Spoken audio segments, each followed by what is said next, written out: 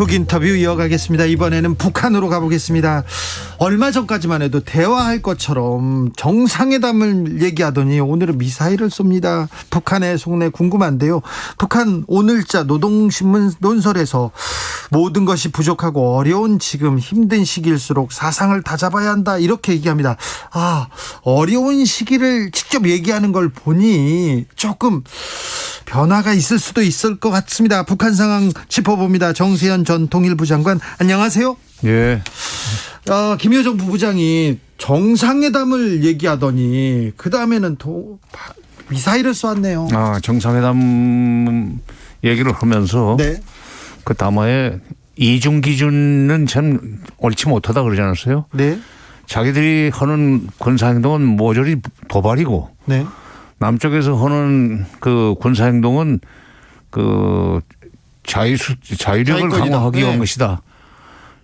뒤집어 얘기하면 자기들도 자유력을 강화하기 위해서 하는 건데 그걸 도발이라고 그러고 우리 거는 그러니까 자기 거는 도발이라고 그러고 남쪽에서는 무조건 자기들은 정당하다고 하는 그거는 좀 옳지 않다. 네. 이번에 이게 그렇게 복잡하게 사거리가 길거나 또는 그 탄도미사일급은 아닌 것 같아요. 네. 탄도미사일은 유엔 제재에도 걸릴 수 있는 그런 그 위험한 건데 이번엔 그건 아니고 사거리도 짧고 그다음에 저공으로 미사일을 쏜 것 같은데 사거리가 되게 한 200km 정도 나온 것 같아요. 동해 바다 쪽으로 떨어졌지만 그걸 쏘았는데 이쪽에서 또 도발이라고 할지 그걸 한번 테스트는 일종의 소위 그 리트머스 시험지처럼 네. 띄운 것 같아요. 밀당 비슷한 건가요? 그렇지. 네. 다행히도 이제 우리 NSC 상임위원회 긴급회의에서 도발이라는 표현은 안 쓰고 네. 여러 가지 정세를 지금 안정적으로 관리해 나가야 되는 그런 상황에서 김여정 부부장이 정상회담도 제안하고 있는 그런 상황을 암시적으로 얘기하는 거죠. 그 상황에서 조금 이런 것은 좀 이런 행동은 유감이다. 예. 그러면 북한이 화내지는 아니에요. 그렇습니까? 7305님 미국이 빨리 결정해라. 자기들 급하다. 이런 뜻인가요? 이렇게 아까 노동신문 사설 얘기를 이렇게 해석하시는 분이 있습니다. 네. 그리고 미국이 지금 남북 간에 먼저 그 공동연락사무소 재설치라든지 정상회담 하는 것은 남북 간의 문제 아니에요. 네. 그걸 또 미국이 결정을 하고 그런 것은 굉장히 뭐라 그럴까 미국이 모든 걸 결정한다고 그러는 철학에서 나온 거기 때문에 네. 옳은 얘기는 아닌 것 같고. 그 남북이 지금 대화할 수 있다. 그렇지. 종전선언은 어차피 시간이 많이 걸리는 거고 거기는 미국도 들어와야 되고 중국도 들어와야 됩니다. 네. 그러니까 순서로 잡는다면은 김여정 부부장이 그 담화에서 내놓은 게 종전선언 공동연락사무소 재설치 그다음에 남북 정상회담 이렇게 세 가지를 내놓았는데 순서로 친다면 공동연락사무소 재설치 그다음에 남북 정상회담 그러면서 종전선언이 될 수 있는 그런 여건이나 분위기를 만들어 나가는 식으로 접근해야 될 거예요. 예. 남과 북은 급하게 번개로 만난 적도 있었습니다. 그렇지. 2018년 5월 26일 날. 네. 그러니까 만난 경험이 있으니까 빨리 만나실 수도 있어요. 정상들이. 그런데 이제 그때는 4월 27일 날 판문점에 남북 정상회담을 해서 여러 가지 좋은 합의를 해놨는데 북미 정상회담으로 건너가기 위해서 한국이 그때 다리를 놓고 있을 때예요. 네. 근데 이제 미국의 트럼프가 갑자기 무슨 심통이 났는지 모르지만 5월 24일인지 김정은과 회담을 하지 않겠다는 식으로 편지를 공개해 버리니까 그것을 봉합하기 위해서 우리 대통령이 급하게 판문점으로 김정은 위원장을 불러냈죠. 그러니까 자기들이 이제 급하니까. 왜냐하면 남쪽의 문재인 대통령 얘기를 잘 들어야만 트럼프 대통령을 만날 수 있다는 계산이 있었기 때문에 그렇게 급하게 됐지만 이번에는 그렇게 급작스럽게 그야말로 번개불에 콩고 먹는 식으로 정상회담 하기는 어려울 겁니다. 아니 근데 식량난도 있고 그다음에 백신도 필요하고 급한 상황이니까 조금 손을 내밀지 않을까요? 아니 글쎄요. 이제 그런 것 때문에 남북관계 특히 있는 남북 간의 대화를 복원하려고 그러는 것은 그건 뭐 틀림없는데 아무리 그래도 그렇지 그 자존심이 있는데 네. 급하다고 막 그냥 그쪽에 서두르지는 않을 겁니다. 그렇습니까? 지금 그 전화 통신선 지금 그 13일 날 이후에 전화를 받지 않는데 왜 전화를 안 받아요? 한미연합훈련 하지 말아달라고 그랬는데 연합훈련을 하니까 전화를 끊어버렸지 그야. 네네. 내가 다른 방송에서도 얘기했지만 한미연합훈련을 그냥 강행하면은 그건 전화는 끊어진다. 네. 네, 연합훈련 하니까 전화는 끊어지만 이제 이렇게 정상회담을 하고 그다음에 공동연락사무소 재설치하고 정전선언 문제를 논의하려면은 어차피 남북 당국 간에 적어도 장관급 회담은 빨리 열어야 됩니다. 네. 그러면은 그런 문제를 협의하기 위해서 매번 방송에다 대고 쏘아서는 안 되고 예. 있는 전화 그거 받으면 되는 거야. 통신 연락선 그 받으면 저 다시 네. 가동을 재개하면 되는데 근데 지금 일부에서는 저희들이 끊었으니까 저희들이 먼저 재가동 시키면 되는 거 아니냐는 식으로 얘기하는 사람들이 있대요. 근데 네. 지금 저희들이 끊었기 때문에 자기네들이 끊었지만 이쪽에서 김여정 그 부부장이 정상회담이나 무슨 연락사무소 재설치 같은 얘기를 제안을 했는데 그거는 남북 당국 간의 대화를 빨리 하자는 얘기예요. 예. 그러면 이쯤 됐으면은 지금 통일부 장관 정도가 나서 가지고 좋다.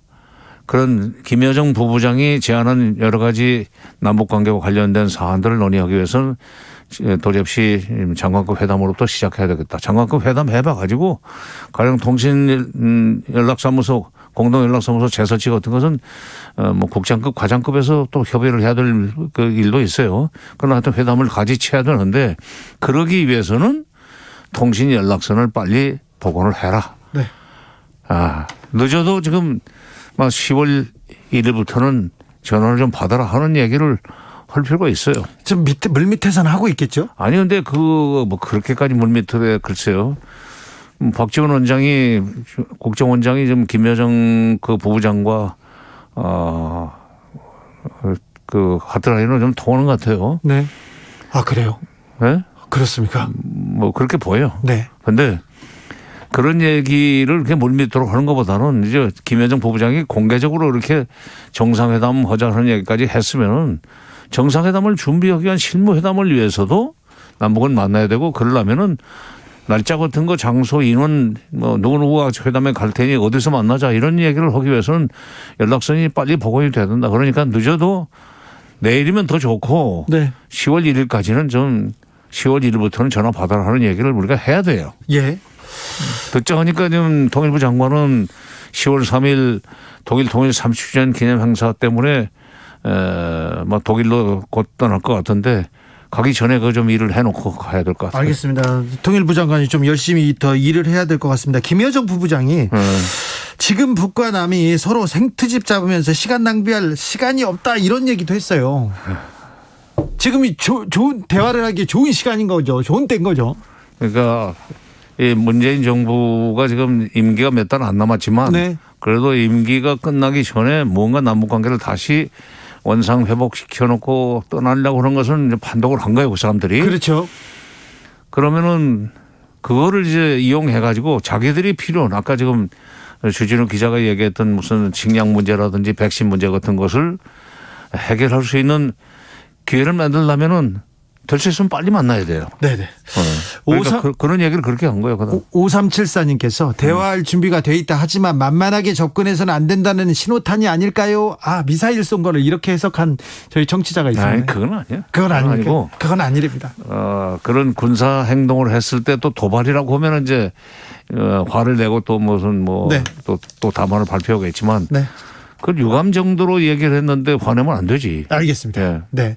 김여정 종전선언 놓고 한미가 충돌했다. 조선일보에서는 이렇게 보도했던데요. 그렇게 쓰고 싶어 하는 사람들이 있어요. 근데 종전선언 같은 중대한 문제를 유엔 총회 연설에서 할 그 예정을 갖고 있었으면 네. 한국 외교의 속성상 네. 미국의 사전 반드시 통보를 했을 거고 예. 미국에서 어느 정도 나쁘지 않네. 네. 일단 그렇게 해서 바로 맞장구 치는 발언이 그렇지. 나왔어요. 그렇지. 바로 바이든 대통령도 이어서 유엔 총회 연설에서 자기네들은 그 남북 관계 좋아지는 거 뭐 환영한다 하는 얘기 했단 말이에요. 네네.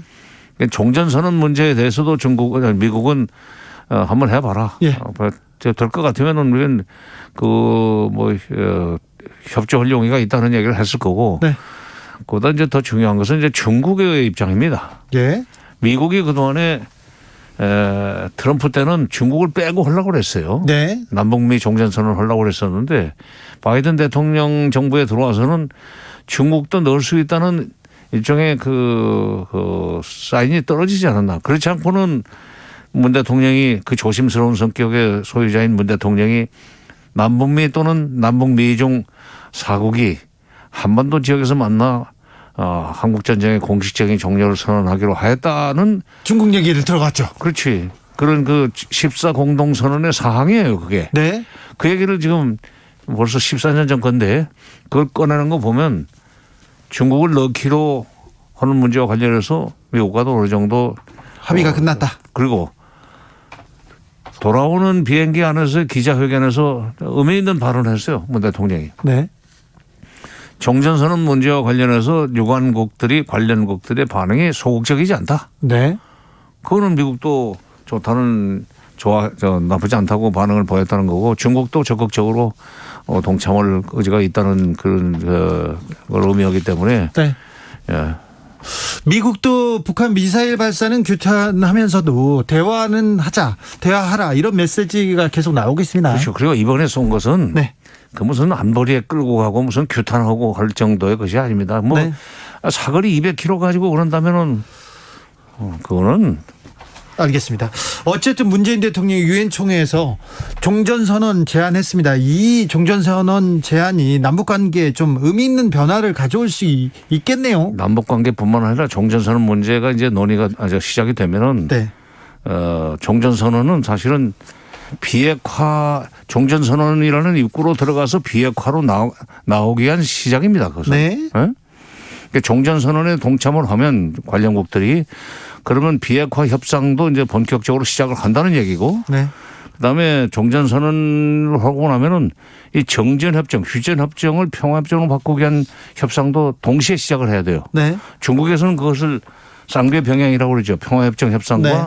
비핵화 협상이 같이 나란히 가고 끝에 가서 만나야 된다. 네. 평화협정이 체결될 때 비핵화가 마무리되는 그런 순서로 생각을 하고 있는데 종전선언은 그런 의미가 있죠. 그런데 그걸 모르는 사람들은 비핵화가 안 됐는데 왜 종전선언부터 하냐는.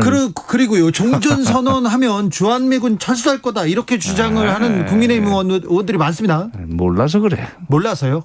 공부를 안 해서 그렇습니까? 공부를 안 해서 그렇죠. 그리고 네. 주한미군 철수 문제는 북한하고 협의할 문제가 아니에요. 예. 한미 간의 그 결정을 문제고 한미 동맹이 지금 뭐 53년부터 체결돼 가지고 꾸준히 잘 이어지고 있는데 네.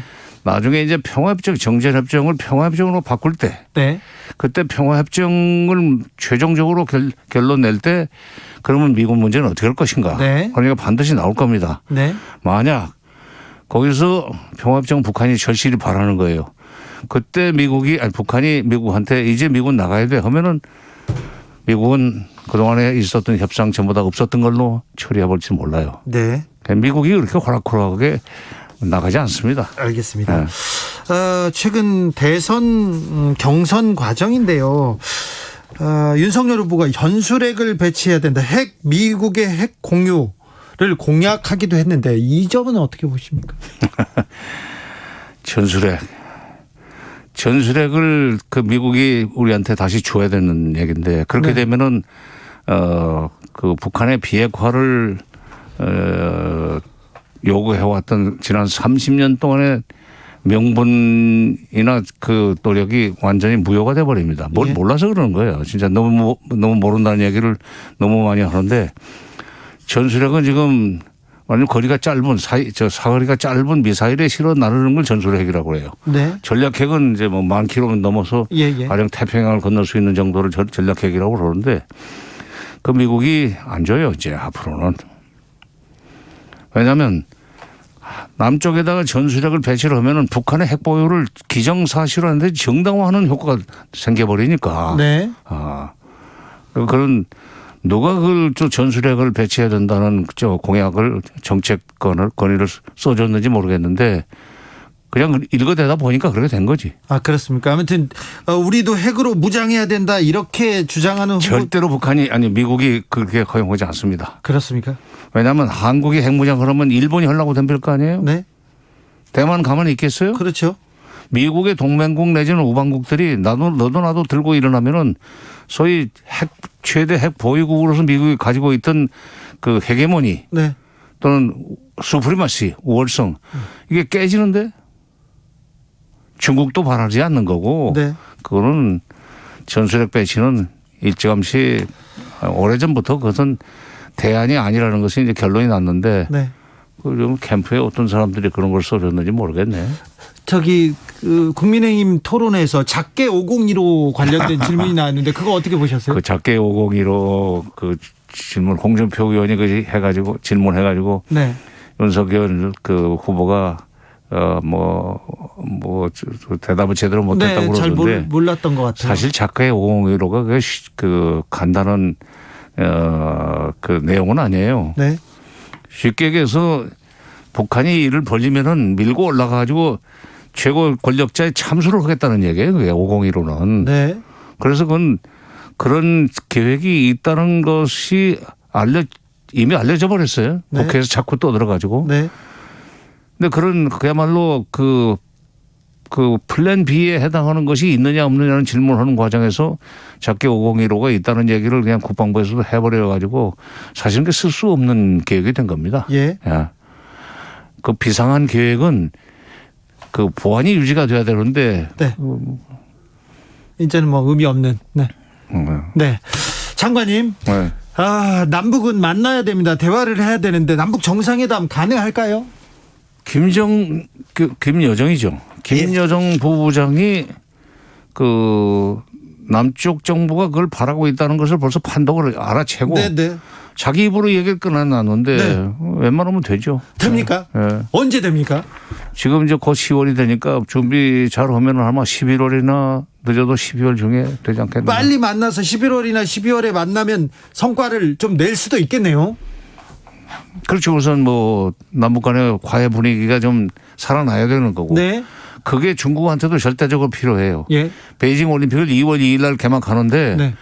그 베이징에서 제일 가까운 거리에 있는 한반도가 저희들끼리 티격태격하는 그렇게 되면은 그 베이징 올림픽이 평화적으로 치러지지가 않지. 예. 그러니까 아마 남북이 정상회담을 할 수 있도록 중국이 적극적으로 지원하려고 봅니다. 그러니까 중국이 지원한다는 얘기는 뭐냐면은 북한이 정상회담 준비하는 과정에서 쓸데없이 턱없이 많은 요구를 제기하지 않고 일단 모양새를 만들어라. 네. 그런 식으로 중국이 역할을 해 주려고 봐요. 다른 갈등도 조금 더 만들지는 않을 것 같아요. 그러면요. 그렇죠. 그런데 또 이렇게 남북 정상회담을 또 우려 섞인 시선으로 보는 사람들도 있어요. 그런 사람들은 꼭 뭐가 걱정이야? 얘기는 해야 되는데 대화는 해야 되는데 대화하는 것조차도 대선 앞두고 쇼한다 이렇게 얘기하는데 선언적인 내용 말고 조금 실질적인 성과를 얻어낼 수도 있겠죠. 정상회담 해가지고 네. 2018년 4월 27일 날 그리고 그해 9월 19일 날 평양 4월 27일 날 판문점 선언 9.19 평양 선언 다시 그 내용을 재확인하고 성실하게 이행하기로 했다는 합의만 나와도 네. 다음 정부는 보수 정권이 들어서 가지고 완전히 뒤집을 것이 아니라면 정말로 밥상을 완전히 차려가지고 네. 정부가 국민들을 위해서 평화 분위기를 만들 수 있는 그 기반을 조성해 주는 거예요. 네. 그러니까 새로 무슨 남북 간의 그 정상들이 만나가지고 새로운 내용을 만들기 위해서 밤을 새고 할 일은 없습니다. 네네. 그러니까 4.27 선언과 9.19 선언의 재확인 및 성실한 이행 이거를 약속하는 정도로만 하고 그리고 그걸 이행하기 위한 여러 가지 하부 구조를 짜놓으면 되는 거고 그 시간도 별로 안 걸리고 그렇게 되면은 미국도 이제 남북 관계를 적극적으로 밀어주면서 내 생각에는 우리가 서둘러서 미국을 설득해가지고 북한한테 좀 백신 좀 주라고. 네. 왜냐하면 거의 2,500만인데 네. 2,500만 인구 중에 지금 18세 이상만 계산하면은 그게 얼마가 될지 정확하게 숫자를 모르지만 아마 한 1,600~1,700만이라고 봅시다. 네. 3,000만 도스 정도 주겠다. 그다음에 1차적으로 300만 원 주겠다. 400만 도스를 주겠다는 식으로 하면은 그동안에 북한이 미국과 만나는데 적대시 정책을 철회해야만 된다는 것을 아주 고집스럽게 주장해 왔었는데 그 적대시 정책 철회 요구는 슬그머니 사라지고 네. 미국과 바로 만나서 핵 문제 협상을 시작할 수 있는 마중물이 될 겁니다. 네. 11월이나 12월에 만나면 또 2월에 또 베이징에서 또 만날 수 있고요. 대화를 하면 참 정말 좋겠습니다. 1009님께서 그놈의 북한이랑 대화 그만해도 되지 않겠나요? 이렇게 얘기합니다. 마지막으로 우리가 북한이랑 대화를 해야 하는 이유는 뭔가요? 대화를 하면 그나마 소위 군사적 긴장이 완화됩니다. 네. 군사적 긴장이 고조되면은 남북 관계가 끊어져 있을 때는 남북 대화가 중단되거나 경색돼 있을 때는 북한이 사소한 군사 행동으로도 우리 국민들은 불안해해요. 그렇죠.